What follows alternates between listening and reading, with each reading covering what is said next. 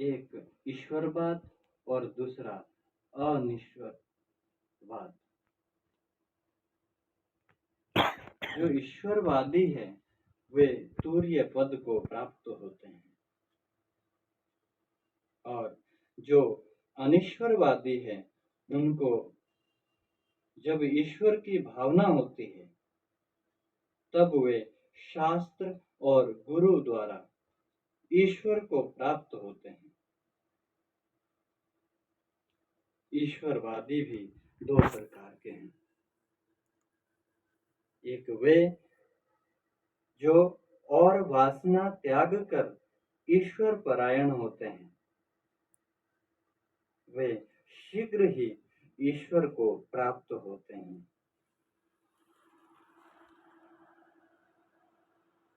आत्मा ही ईश्वर है जो सबका अपना रूप है।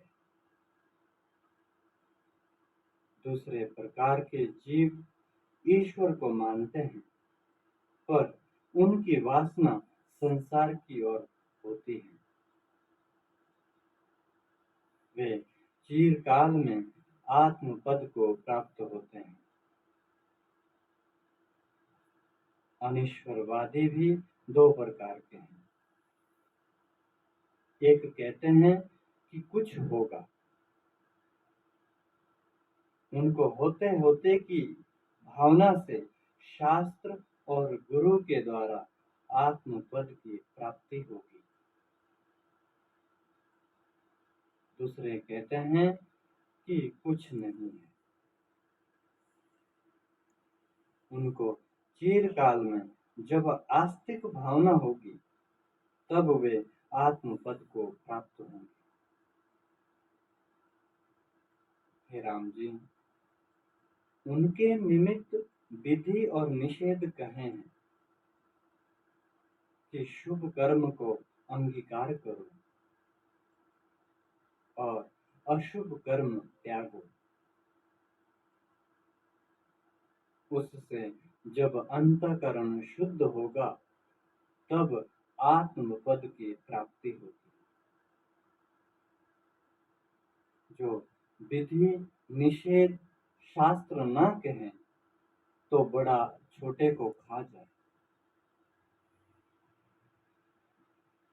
इस निमित्त शास्त्र का दंड है। हे राम, स्वरूप से किसी को उपदेश नहीं, भ्रम में उपदेश है। जिस पुरुष का भ्रम निवृत्त हुआ है वह फिर मोह में नहीं डूबता। जैसे जल में डूबा फिर नहीं डूबता, जिसका चित्त वासना से घिरा हुआ जन्म मरण के चक्कर में पड़ा है, उसका इस संसार से निकलना कठिन है।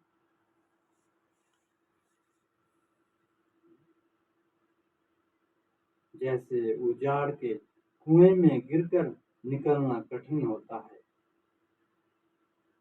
वैसे ही चित्त से मिलकर संसार से निकलना कठिन होता है।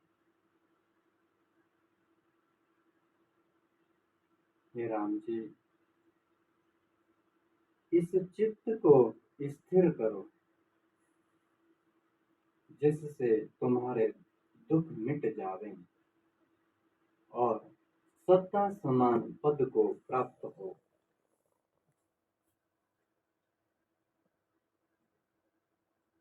हे राम जी, जिसको आत्मा का साक्षात्कार हुआ है और अनात्म में अहम प्रत्यय निवृत्त हुआ है, वह पुरुष जो कुछ करता है उसमें नहीं बंधता।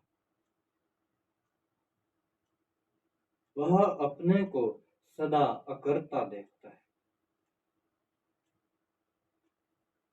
जिसको अनात्मा में अहम प्रत्यय है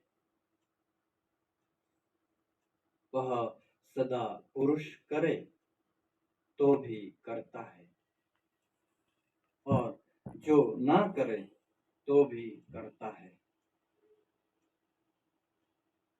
हे राम, जो अज्ञानी शुभ करता है वह शुभ कर्म करता हुआ स्वर्ग को प्राप्त होता है,